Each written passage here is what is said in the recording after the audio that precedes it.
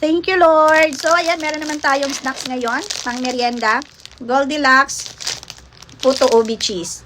Ayan siya. So, pasalubong lang ito, guys, galing Pilipinas. So, nakakatakam din pag Filipino food. So, hindi kasi natin nabibili dito. So, minsan nabibili man, pero masyadong mahal. Kaya, ayan. So, tikman natin, guys, yung pagkain Pilipinas, Goldilocks Puto Ubi Cheese. Ayan.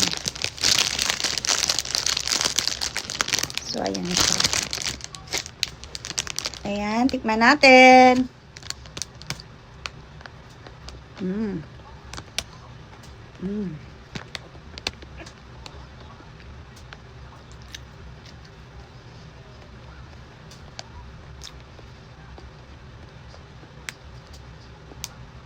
Ayan, ang sarap. Malambot.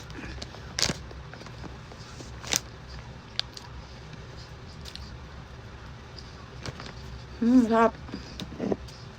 With hot coffee.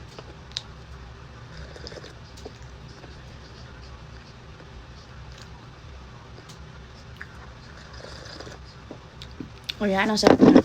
So, yun lang. That's all for today. Thank you for watching. Bye!